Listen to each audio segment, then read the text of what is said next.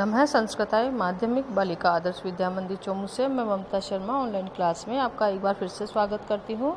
कक्षा 10 की पाठ्य पुस्तक स्पंदना में 2 लेसन हमारे कंप्लीट हो चुके हैं, प्रथम और द्वितीय।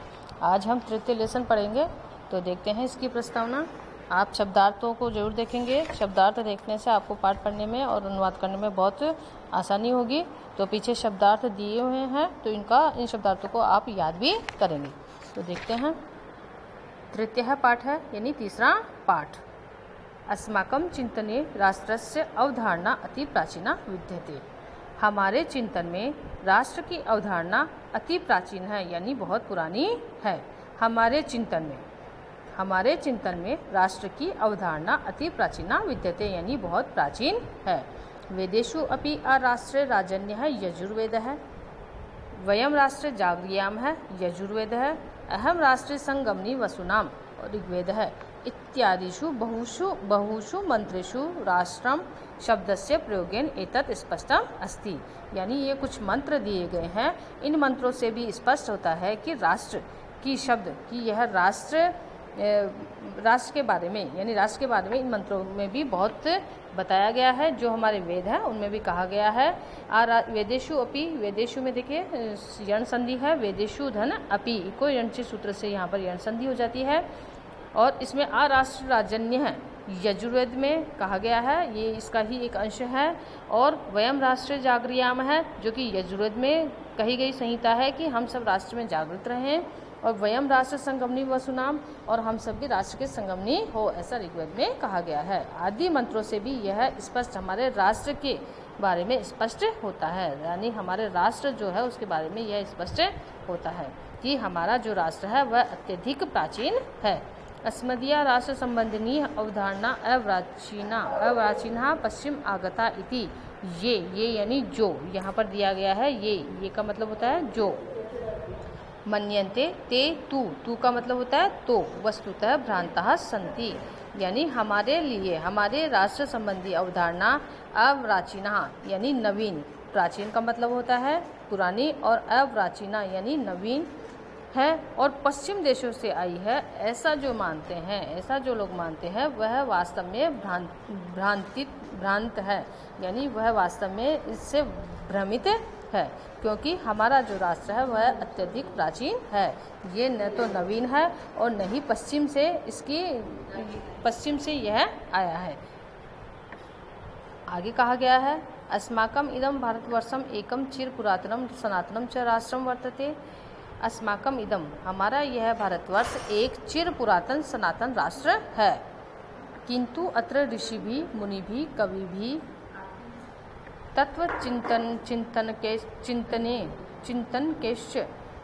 केवलम भौतिकम भौगोलिकम राजनीतिकम च घटकम एवं राष्ट्रमिति नेव मतम। किंतु यहाँ भी देखिए यण संधि है, तो किंतु अत्र ऋषि भी, किंतु यहाँ पर ऋषियों के द्वारा, मुनियों के द्वारा, कवियों के द्वारा, सब में तृतीय भक्ति है तो कवियों के द्वारा और तत्व चिंतन करने वालों के द्वारा भी केवल भौतिक, भौगोलिक और राजनीतिक घटक को ही राष्ट्र नहीं माना गया है। राष्ट्रमिति यद उच्यते, राष्ट्र को माना जाता है कि या राष्ट्र के लिए कहा जाता है कि तद अत्रेकम चेतनम सांस्कृतिकम घटम मतम, कि यहाँ एक चेतन यानी एक मन से सांस्कृतिक घटक माना गया है। यानी जो राष्ट्र होता है वह कैसा होता है जिसमें एक मन से सांस्कृतिक घटक होता है, यानी एक मन से होकर के ही पूरे संसार को या पूरे सभी को अपना परिवार के समान माना जाता है। जो एक मन से होकर के कार्य करते हैं उसे ही राष्ट्र की संज्ञा दी गई है, ऐसा माना गया है।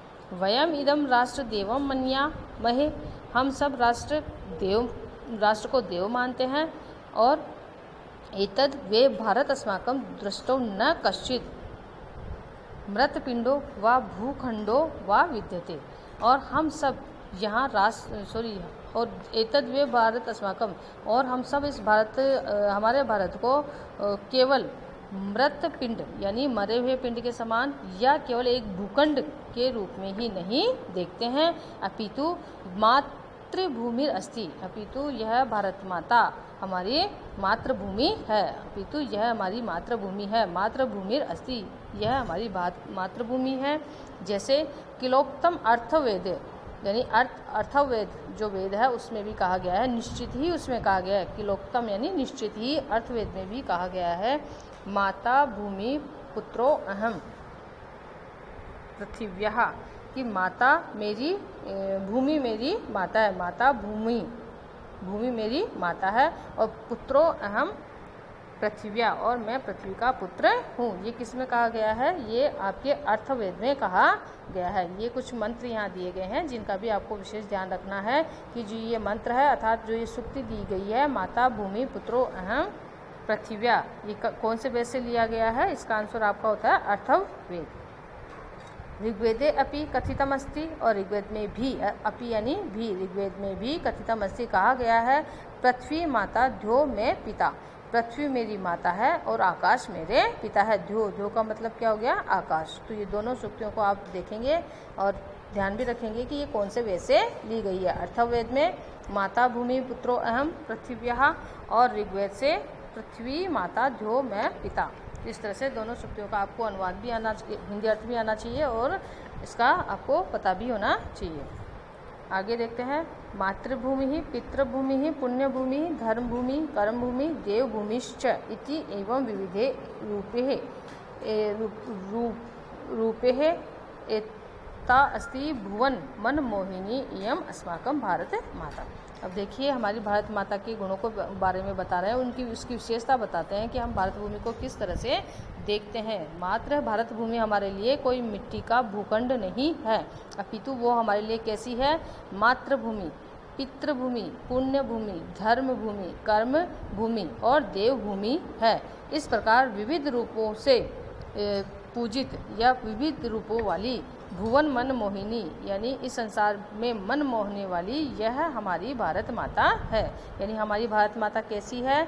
हम इस भारत माता को हमारी मातृभूमि मानते हैं, पितृभूमि मानते हैं, पुण्य भूमि मानते हैं क्योंकि इस यहाँ पर बहुत सारे ऐसे सत्कर्म हुए हैं। धर्म भूमि यानी यहाँ स्वयं भगवान ने जन्म लिया है। कर्म भूमि से हम मानते हैं और हमारे देवताओं की भूमि इसको हम मानते हैं। इसलिए यह हमारी भुवन यानी मन को मोह करने वाली हमारी भारत माता है। राष्ट्र संबंधिनी, राष्ट्रीयता संबंधिनी, राष्ट्र गौरव संबंधिनी ही राष्ट्रभक्ति संबंधिनीश्च केचन श्लोकाः अस्मिन् पाठे संकलिताः सन्ति। यानी राष्ट्र से संबंधित, राष्ट्रीयता से संबंधित और राष्ट्र गौरव से संबंधित और राष्ट्रभक्ति से संबंधित कुछ श्लोक, केचन यानी कुछ श्लोक इस पाठ में दिए गए हैं। तो आज आप इस जो प्रस्तावना हमने पढ़ी है उसका अनुवाद आप अपने कॉपी में करेंगे और शब्दार्थों को याद करेंगे और आगे हम इसके जो श्लोक हैं वो पढ़ेंगे अगले वीडियो में। तो आज के लिए इतना ही काफ़ी है। धन्यवाद।